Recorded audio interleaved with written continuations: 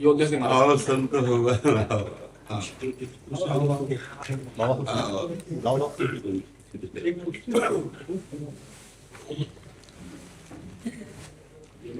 जय हो।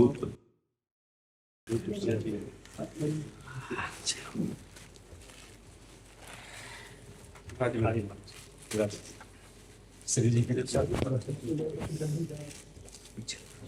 महाराज जी आगे आ जाइए। सुनील राज आप सभी को सबको लोई पहनो। बहुत कृपा करी, दर्शन दिए आकर महाराज जी, बहुत कृपा की। बहुत दिनों से सरकार अभिलाषा थी कि श्री चरणों का दर्शन हो जाए, लेकिन सौभाग्य नहीं मिल रहा। लेकिन आज आपकी कृपा से ही आपका दर्शन हो जाए। जो प्रभु मोहि अनुग्रह कीन्हा तो आई दर्शन दिला। मेरे प्रभु ने हम पर कृपा की तो आप कृपा कर। बिना आपकी कृपा के संभव नहीं है। सरकार, एक प्रार्थना थी हमारी, जिज्ञासा, दास की अपनी निजी, कि कथा अधिक करते हैं और भगवान की सेवा पूजा करते हैं जितना बनता है, लेकिन जितना मठ में, मंदिर में, समाज में प्रतिष्ठा आदि की कामना होती और इच्छा होती, उतना ठाकुर जी के नाम में प्रेम नहीं हो पा रहा। और मठ में होगा, इसको बनाओ, उसको बिगाड़ो, लोग हमको जाने कि हम कथावाचक हैं, हमारी महिमा लोग जाने, लेकिन भगवान नाम में उतना प्रेम, उतना अनुराग पता नहीं क्यों नहीं बन पाता है। यही भगवान की सूक्ष्म माया है। स्थूल माया का तो अपने लोग कहीं ना कहीं त्याग करने की कोशिश करते हैं। ये भगवान की सूक्ष्म माया है, जो देह है और देह संबंधी प्रतिष्ठा, इस पर आखिरी में आके टिक जाती है। तो हमारे लिए तो बहुत सहज है इसका त्याग करना, क्योंकि हमने देह भी रघुनाथ जी को दे दिया है। तो इसका अगर नाम होगा तो स्वामी का नाम होगा। सेवक की अर्चना वंदना स्वामी के पास पहुंचती है। ये रघुनाथ जी का सेवक है, इस भाव से वंदना होती है। और ये रघुनाथ जी का जस गायक है, इस बात से उसका जस होता है। और रघुनाथ जी का स्वयं सेवा भाव प्रतिष्ठित करते हुए हम मंदिर या मठ या आश्रम की स्थापना करते हैं। तो हम तो सेवक ही रहते हैं, स्वामी तो उसके रघुनाथ जी हैं। केवल भाव बदलने की जरूरत है। हाँ, ये बहुत खास बात है कि अंतर में नाम निरंतर चलना चाहिए।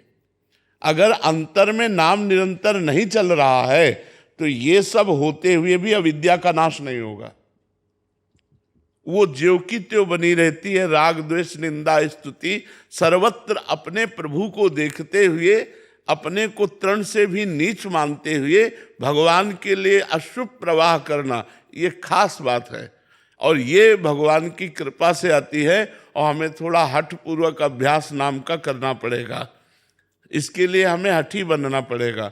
अगर हम इसे हठ पूर्वक जपेंगे तो हमारा मन अभ्यास में ले आएगा। अभ्यास योग युक्तेन चेतसा नान्य गामिना। यदि हमारा ऐसा अभ्यास हो जाए कि चित्त और कहीं जाए ना, तो जीवन सार्थक हो जाए। और ये निश्चित हो जाता है, सोवत हूँ रसना रटे राधा कृष्ण सुनाम। अभ्यास में इतनी बड़ी ताकत है कि निद्रा में पड़ा हुआ है और जबान अपने आप, चूंकि निरंतर अभ्यास किया गया, तो राधा कृष्ण राधा कृष्ण राधा कृष्ण जप रही है। तो हमें अभ्यास करना चाहिए। ये सूक्ष्म माया है जिसमें हम आकर के अटक जाते हैं।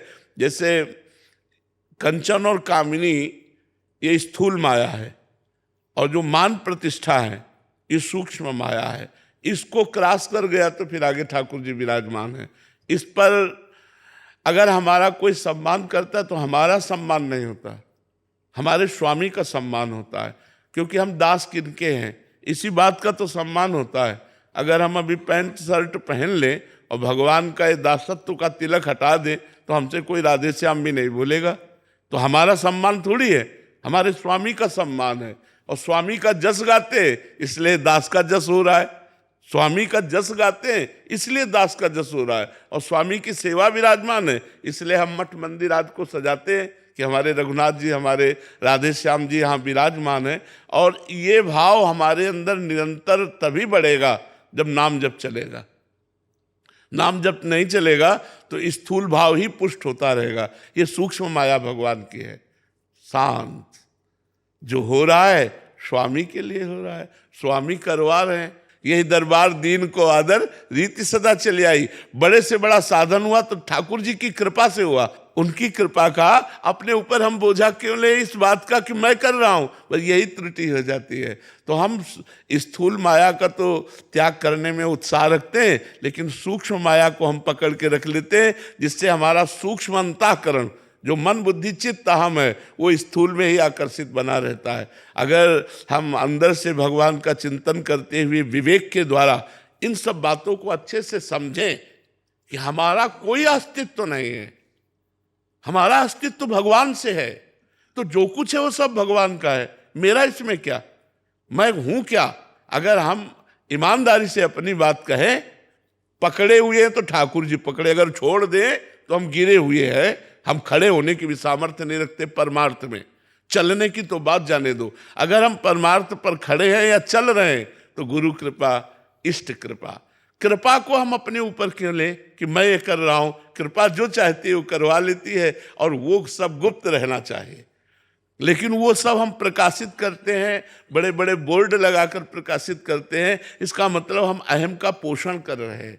अहम का पोषण आंतरिक भगवत चिंतन में बाधक बन जाता है, और हम बाहरी स्थूल चिंतन ही करते रहते हैं। जो आपने कहा प्रारंभ में स्थूल, ये तो आपने सार्वजनिक प्रश्न किया है, ये स्थूल चिंतन ही होता रहता, सूक्ष्म चिंतन नहीं होता। और हमको तो भगवत चिंतन करते हुए भगवान की लीला चिंतन में प्रवेश करना है। उठते बैठते चलते फिरते हम भगवान की रूप माधुरी, लीला गुण माधुरी में मुग्ध होते हुए हमारा समय व्यतीत हो।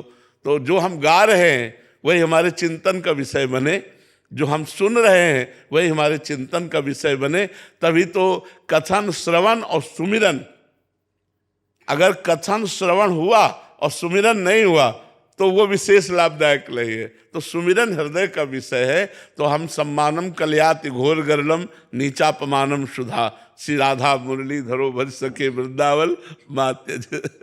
और अंदर से भाव नहीं है महाराज जी कि ये हो और सब कुछ हो रहा है, तो फिर इसमें क्या भाव रहता है कि मेरे प्रभु का ये विलास हो रहा है, मेरे प्रभु सब कर रहे हैं, इन सब रूपों में प्रभु आ रहे हैं, ये सब प्रभु का विलास हो रहा है। सिय राम मैं सब जग जानी, करो प्रणाम जोरी जुग पानी। तो सम्मान किसका? मेरे प्रभु का।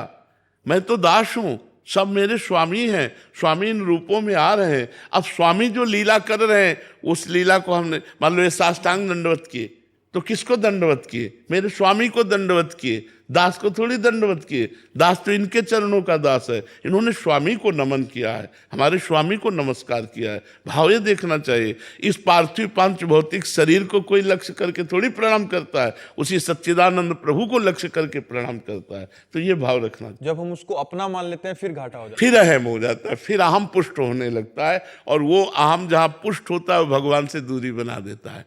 अहम बहुत खतरनाक चीज है। संसति मूल शूल प्रदलाना, सकल शोक दायक अभिमाला। तो इससे तो, और वास्तविक देखो हमारी सामर्थ्य क्या है। एक शब्द नहीं बोल सकते यदि प्रभु ना चाहे तो, एक कदम नहीं चल सकते प्रभु ना चाहे। परमार्थ में एक कदम, ये हमारा अपना अनुभव है कि हमारी सामर्थ्य नहीं कि हम परमार्थ पे खड़े रहें और एक कदम चल पाएं। अगर हम चल रहे हैं तो मेरे प्रभु चला रहे हैं इसलिए हम चल पा रहे हैं, नहीं ऐसी फिसलन माया की है। अच्छा, स्वयं सरकार अपने श्रीमुख से कह रहे हैं, दैवी हेसा गुणमयी मम माया दुरत्तया मामेव ये प्रपद्यन्ते माया में ताम तरन्ते। तो हमें सदैव ऐसे रहना चाहिए भगवान की शरण में, और जो कुछ हो रहा है सब भगवान के प्रताप से हो रहा है। देखो हनुमान जी को बहुत दुलार करते हुए भगवान ने ऐसे समीप शायद आसन की तरफ घसीटा, तो वो भगवान के चरणों में बैठ गए। बोले, हनुमान, रावण के द्वारा पालित लंका में प्रवेश पा जाना, राक्षसों का विनाश करना, पूरी लंका को जला देना। तो उनका प्रभु शाखा मृग कहे इह मनुषाई, शाखा ते शाखा पर जाई, लाग सिंधु हाटकपुर जारा, निश्चर गण बद विपिन उजारा। सो तो नाथ न कछु मोरी प्रभुता। ये बात समझ ली, ये किया प्रभु, ये सब किया जो आप कह रहे हैं, सब किया, लेकिन हनुमान ने नहीं किया, राम प्रताप ने किया, राम प्रताप ने किया। जब राम प्रताप तो बोला वचन विगत अभिमाना, अभिमान रहित वचन निकल रहे, क्योंकि राम प्रताप है। अंगद जी ने प्रभु के प्रताप के बल पर रावण की सभा में चरण जमा दिए, राम प्रताप सुमिरपन रोपा। तो हमारे दासों के ऊपर जो भी महिमा प्रकाशित हो रही है तो इष्ट प्रताप है, इसमें मेरा क्या है, ये तो इष्ट का प्रताप है जी।